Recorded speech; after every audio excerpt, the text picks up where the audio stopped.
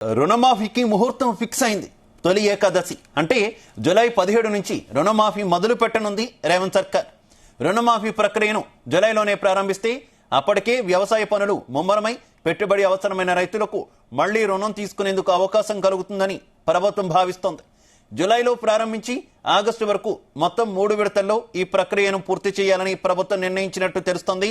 ప్రభుత్వం ఆశించిన స్థాయిలో నిధుల సమీకరణ కొలిక్కిపోతుండటంతో అన్నదాతలకు హామీనిచ్చిన ఆగస్టు 15 వరకు కాకుండా 1 నెల ముందుగానే ప్రక్రియను ప్రారంభించాలని ప్రభుత్వం భావిస్తోంది.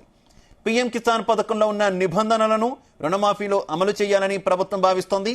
దీనిపై దాదాపు తుది నిర్ణయానికి వచ్చినట్టు తెలుస్తోంది.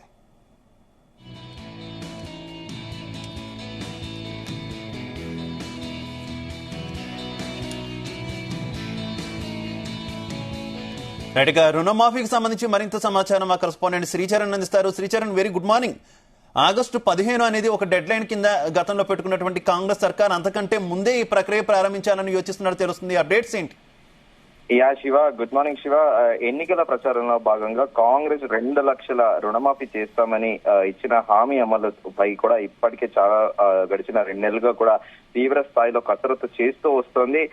ఇటీవల పార్లమెంట్ ఎన్నికల సందర్భంగా కూడా సీఎం రేవంత్ రెడ్డి బహిరంగ సభల్లో కూడా మాట్లాడుతూ ఆగస్టు 15 లోగా రైతులకు 2 లక్షల రుణమాఫీ చేసి తీరుతామని కూడా హామీ ఇచ్చిన విషయం తెలిసిందే. అయితే అందులో భాగంగా ఆగస్టు 15 కంటే ముందు ఈసారి జూలై 17 నుంచే విడతల వారీగా రుణమాఫీ ప్రక్రియ కూడా ప్రభుత్వం చేపట్టబోతోంది. జూలై 17న తొలి ఏకాదశి అంటే ఉత్తరాయణం వెళ్లి దక్షిణాయనం వస్తున్న నేపథ్యంలో తొలి ఏకాదశి అనేది అందరూ కూడా బాగా సెలబ్రేట్ చేసుకుంటారు. ఇటీవల కాలంలో ముఖ్యమంత్రి రేవంత్ రెడ్డి కూడా ఇవన్నీ ఫాలో అవుతున్నారు. ఇప్పటికే మనం కూడా పలుమార్లు చర్చించుకున్నాం. సచివాలయంలో కూడా వాస్తు మార్పులు జరుగుతున్నాయి. సో ముఖ్యమంత్రి రేవంత్ రెడ్డి కూడా ఇవి సెంటిమెంట్స్ బాగా ఫాలో అవుతున్నారన్నట్టు అనిపిస్తోంది. జూలై 17 తొలి ఏకాదశి నుంచే కూడా ఈ ప్రాసెస్ కూడా చేయబోతున్నట్టు కూడా ప్రస్తుతము గవర్నమెంట్ ప్రభుత్వ వర్గాలు కూడా చెబుతున్నాయి. అయితే మొదటగా కూడా డిసెంబర్ 9 కట్ ఆఫ్ తేదీగా అంటే డిసెంబర్ 9, 2023 నుండి కట్ ఆఫ్ తేదీగా ప్రభుత్వం ఎంచుకున్నట్లు కూడా ప్రచారం జరిగింది. అయితే ఆగస్టు 15లోగా రుణమాఫీ చేసేందుకు దాదాపు 30,000 అవసరం పడతాయని కూడా గవర్నమెంట్ ఒక ఎస్టిమేషన్ వచ్చింది. అయితే మొదట్లో దీనిపైన కూడా చర్చ నడిచింది. రైతు సంక్షేమ కార్పొరేషన్ కి రైతుల రుణాలు బదిలీ చేసుకోవాలని కూడా మొదట గవర్నమెంట్ భావించింది. ఒకవేళ అలా కాని పక్షంలో ప్రత్యామ్నాయ మార్గాలను కూడా సర్కార్ అన్వేషించింది. కాగా ప్రభుత్వం కుటుంబానికి 2 లక్షల రుణమాఫీ చేయనుండగా 2 లక్షల కంటే ఎక్కువ రుణాలుంటే వారే చెల్లించుకోవాల్సిన పరిస్థితి కూడా ఉంటుంది అనేది కూడా ఒక ప్రచారంలో ఉంది. 1 కంటే ఎక్కువ బ్యాంకుల్లో రుణాలు అంటే అన్ని కలిపి లెక్క కూడా ఇప్పుడు గవర్నమెంట్ కి ఒక స్టాటిస్టిక్స్ అంటే గోల్డ్ బంగారం కుదవ పెట్టి ఎంతమంది తీసుకున్నారు, దాంతో పాటు ఇండివిజువల్ గా కొంతమంది కూడా బంగారంతో పాటు కాకుండా భూమిని తాకట్టు పెట్టి కూడా ఎంతమంది తీసుకున్నారు అనేది కూడా ఒక లెక్క ఇప్పటికే అగ్రికల్చర్ డిపార్ట్మెంట్ అధికారులు కూడా ఒక రిపోర్ట్ అయితే ముఖ్యమంత్రి రేవంత్ రెడ్డికి కూడా సమర్పించినట్టు తెలుస్తోంది. అయితే దీర్ఘకాలిక రుణాలకు మాఫీ వర్తించదనే చర్చ కూడా జరుగుతోంది. దీనిపైన కూడా ప్రభుత్వం పూర్తి స్థాయిలో కూడా ఒక క్లారిఫికేషన్ ఇవ్వాలి. అయితే మొదట మాత్రము బంగారం తాకట్టు పెట్టి చేసిన అప్పు మాత్రం మాఫీ కానున్నట్లు కూడా ప్రభుత్వ వర్గాలు కూడా చెబుతున్నాయి. రుణమాఫీ రైతు భరోసా నిధుల సర్దుబాటుకు కూడా ప్రభుత్వం ఎక్సైజ్ చేస్తుంది. రుణమాఫీ కోసం కార్పొరేషన్ ఏర్పాటు చేసి అప్పులు తీసుకోవాలని కూడా గవర్నమెంట్ 3-4 months నుంచి కూడా తీవ్ర స్థాయిలో కూడా ఎక్సైజ్ చేస్తూ వస్తుంది. ఒకవేళ గవర్నమెంట్ కి ఇన్ కేస్ లోన్ రాకపోతే గవర్నమెంట్ కి సోర్స్ ఆఫ్ ఇన్కమ్ ఎలా, ఆదాయ వనరులు ఎలా పెంచుకోవాలనే దానిపైన కూడా కసరత్తు చేసింది.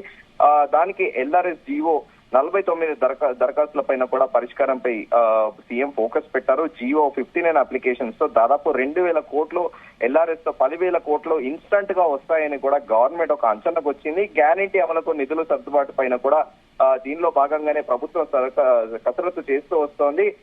ముందుగా అనుకున్నట్టు 15 ఆగస్టు లోపల రుణమాఫీ చేయాల్సి ఉండడము, ప్రామిస్ చేయడము, అయితే మరో 2 నెలల్లో రైతు భరోసా కూడా పంపిణీ చేయాల్సి ఉండడంతో వీటన్నిటికీ అవసరమైన నిధులను సమకూర్చుకునేందుకు కూడా ఆదాయ మార్గాలను కూడా ఇప్పటికే అన్వేషిస్తుంది. దానిలో భాగంగా కమర్షియల్ ట్యాక్సెస్ తో పాటు జీఎస్టీ అధికారులందరితోనూ కూడా ముఖ్యమంత్రి రేవంత్ రెడ్డి పలుమార్లు కూడా సమావేశమయ్యారు. ఎవ్రీడే అంటే ఈ ఇటీవల కాలంలో కూడా ముఖ్యమంత్రి రేవంత్ రెడ్డి ఫైనాన్స్ డిపార్ట్మెంట్ అధికారులతోనే రెగ్యులర్ గా కూడా రివ్యూలు పెడుతున్నారు. ఎందుకంటే ఈ 6 గ్యారెంటీల అమలుకి ఖచ్చితంగా గవర్నమెంట్ కి ఇప్పుడు మళ్ళీ కూడా లోన్ తీసుకోవాల్సిన పరిస్థితి ఉంది.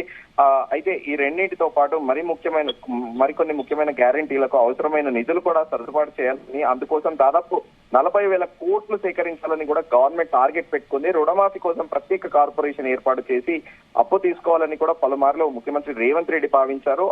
ఈ అప్పు కాకుండా కూడా తీసుకోవాలని కూడా ముఖ్యమంత్రి ఆలోచిస్తున్నట్లు కూడా తెలుస్తోంది. దీంతో పాటు ఇతర ఆదాయ మార్గాలపైన కూడా ప్రభుత్వం దృష్టి పెట్టింది. ఏ విధంగా తొందరగా నిధులు సర్దుబాటు చేసుకోవచ్చని దానిపైన కూడా ఒక రిపోర్ట్ రెడీ చేయాలని కూడా ముఖ్యమంత్రి రేవంత్ రెడ్డి నెల రోజుల కిందటే అధికారులను కూడా ఆదేశించారు. దీంతో పాటు కోర్టులో పెండింగ్ లో ఉన్న ఎల్ఆర్ఎస్ ఇష్యూను త్వరగా పరిష్కరించుకొని ముందుకెళ్లాలి. అలాగే 59 జియో కింద రెగ్యులరైజేషన్ అప్లికేషన్లు క్లియర్ చేయాలని కూడా ప్రభుత్వం భావిస్తుంది. తద్వారా 2-3 నెలలలో వీలైనంత ఎక్కువ మొత్తంలో ఆదాయం సమకూర్చుకోవాలని కూడా ప్రభుత్వం భావిస్తుంది. రుణమాఫీ కోసం కొత్త కార్పొరేషన్ ఏర్పాటు చేయాలని భావించినప్పటికీ దాని ద్వారా వివిధ ఆర్థిక సంస్థలు లేదంటే ఆర్బీఐ నుంచి అప్పు తీసుకోవాల్సిన పరిస్థితి ఉంటుంది. కార్పొరేషన్ ద్వారా ఎక్కువ మొత్తంలో అప్పు తీసుకోవచ్చని, ఫలితంగా ఒకేసారి రైతులందరికీ కూడా 2 లక్షల రుణమాఫీ చేసే అవకాశం ఉంటుందని కూడా ప్రభుత్వం భావిస్తుంది. అయితే రుణమాఫీకి నిధులు ఎన్ని అవసరం అవుతాయనే దాని మీద కూడా వ్యవసాయ శాఖ అధికారులతో పాటు ఫైనాన్స్ డిపార్ట్మెంట్ అధికారులు అందరూ కూడా లెక్కలు తీస్తున్నారు. కార్పొరేషన్ ఏర్పాటు చేసి ప్రభుత్వ గ్యారెంటీ కింద ఒకేసారి 15,000 నుంచి 20,000 కోట్ల మేరకు అప్పు తీసుకోవాలని కూడా గవర్నమెంట్ చేస్తుంది. అయితే శ్రీచరణ్, ఏంటి ఈ రుణమాఫీ చేయడానికి సంబంధించి ఏమైనా నిబంధనలు ఏమైనా కొత్తగా పెడుతున్నటువంటి పరిస్థితి ఉందా, లేదంటే అన్కండిషనల్ గా ఎవరైతే రుణాలు తీసుకున్నారో వారందరికీ కూడా, రైతులందరికీ కూడా రుణమాఫీ జరిగే అవకాశం ఉందా? అయితే ఇక్కడ 2 థింగ్స్ ఉంటాయి శివ. మనము కూడా ఎర్లియర్ కూడా మనం సెవరల్ గా ఈ ఇష్యూ మీద చాలా సార్లు కూడా డిస్కస్ చేసుకున్నాము. బేసిక్ గా 2 స్టేట్స్ మీద కూడా మన రాష్ట్ర అధికారుల బృందం కూడా వెళ్లి ఒక అధ్యయనం కూడా చేసి వచ్చింది, రీసెర్చ్ చేసి వచ్చింది. మహారాష్ట్ర ఒకటి, రాజస్థాన్ ఒకటి. మహారాష్ట్ర విషయానికి వస్తే దేశంలో ఎక్కడ లేని విధంగా కూడా రెండు పంటలకు కూడా ఇన్సెంటివ్స్ గా కూడా మహారాష్ట్ర ప్రభుత్వం ఇస్తూ వస్తోంది. దాంట్లో రబీ ఖరీఫ్ పంటలకి ఇన్సెంటివ్స్ గా, అంటే ఉదాహరణకి యాక్చువల్ ఫిగర్స్ కాకపోయినా ఉదాహరణకి మనం ఒక అంచనాకి చెప్పుకుంటున్నాము, ₹1,00,000 ఒకవేళ ఎవరైనా రైతు తీసుకుంటే ఆయన ప్రాంప్ట్ గా రెగ్యులర్ గా కూడా బ్యాంక్ కి వడ్డీ కడుతూ ఉంటే ఆయనకి మొదటి 6 నెలలకి 25 నుంచి 50,000 ఇన్సెంటివ్ గా ఇస్తున్నారు. అలాగే 2 లక్షలు తీసుకున్న వాళ్ళకి 50 నుంచి ₹1,00,000 దాకా కూడా ఇస్తున్నారు. ఎందుకంటే రైతులకి ప్రోత్సాహకరంగా వాళ్ళ పంటలకు పెట్టుబడి కోసం కూడా ఆల్రెడీ ఎగ్జిస్టెడ్ 2 లక్షల లోన్ కి 50 నుంచి 1,00,000 వాళ్ళు రెగ్యులర్ బేసిస్ గా వాళ్ళు కడుతున్న వడ్డీకి దానికి అనుగుణంగానే ఇన్సెంటివ్స్ ఇస్తుంది. ఇక రాజస్థాన్ విషయానికి వస్తే రాజస్థాన్ స్టేట్ లో నేషనలైజ్ బ్యాంక్ లో ఎవరైతే తీసుకున్నారో వాళ్ళు ఎవరికి కూడా రుణమాఫీ చేయట్లేదు. ఓన్లీ అక్కడ గ్రామీణ కార్పొరేషన్ బ్యాంక్ లో ఏవైతే స్పెసిఫిక్ గా రైతులకి సూచించబడ్డాయో ఆ బ్యాంకులలో తీసుకుంటే మాత్రమే రాజస్థాన్ ప్రభుత్వం రుణమాఫీ చేస్తూ వస్తోంది. సో ఇప్పుడు తాజాగా మన ప్రభుత్వం కూడా మొదటగా కూడా బంగారం తాకట్టు పెట్టి ఎవరైతే రైతులు పంట పెట్టుబడికి లోన్ తీసుకున్నారో వాళ్ళకే ఫస్ట్ ప్రయారిటీ కూడా ఇవ్వబోతున్నట్లు కూడా చర్చ నడుస్తోంది. ఈ నేపథ్యంలోనే తొలి ఏకాదశి జూలై 17 నుంచి కూడా రుణమాఫీ మొదలు పెట్టనుంది గవర్నమెంట్. రుణమాఫీ ప్రక్రియ జూలైలోనే ప్రారంభిస్తే అప్పటికి వ్యవసాయ పనులు కూడా ముమ్మరమై పెట్టుబడి అవసరమైన రైతులకు మళ్లీ రుణం తీసుకునేందుకు అవకాశం కలుగుతుందని కూడా ప్రభుత్వం భావిస్తోంది. జూలైలో ప్రారంభించి ఆగస్టు వరకు మొత్తం 3 విడతల్లో ఈ ప్రక్రియను పూర్తి చేయాలని కూడా ప్రభుత్వం నిర్ణయించినట్లు కూడా ప్రస్తుతం ఒక చర్చ నడుస్తోంది. ప్రభుత్వం ఆశించిన స్థాయిలో నిధుల సమీకరణ కొలిక్కి వస్తుండటంతో అన్నదాతలకు హామీ ఇచ్చిన ఆగస్టు 15 వరకు కాకుండా 1 నెల ముందుగానే ప్రక్రియను ప్రారంభించాలని కూడా ప్రభుత్వం భావిస్తోంది.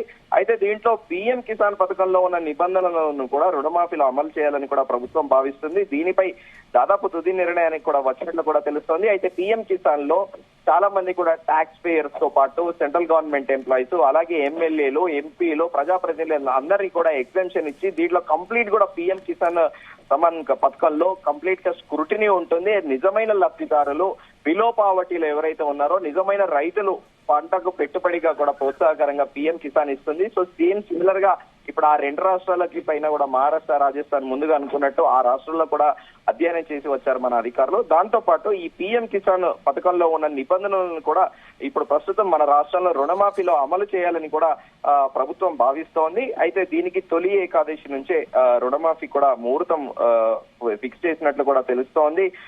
అయితే ముందుగా అనుకున్నట్టు పీఎం కిసాన్ పథకంలో ఉన్న నిబంధనలను కూడా తూచా తప్పకుండా కూడా పాటించాలని కూడా అధికారులు కూడా ముఖ్యమంత్రి రేవంత్ రెడ్డితో కూడా తమ అభిప్రాయం పంచుకున్నారని కూడా తెలుస్తోంది. దీంతో పాటు ముందుగా అనుకున్నట్టు బడ్జెట్ ఎస్టిమేషన్స్ పైన కూడా రివ్యూ జరుగుతోంది. ఇవాళ కూడా బడ్జెట్ పైన కూడా కేబినెట్ కమిటీతో పాటు పలు అంశాలపైన కూడా ముఖ్యమంత్రి రేవంత్ రెడ్డి చర్చించనున్నారు. నిధుల సమీకరణ ఒక కొలిక్కి వస్తుండటంతో రుణమాఫీ ప్రక్రియ కూడా వీలైనంత వేగంగా కూడా ప్రక్రియ చేపట్టాలని కూడా ప్రభుత్వం భావిస్తోంది శివ.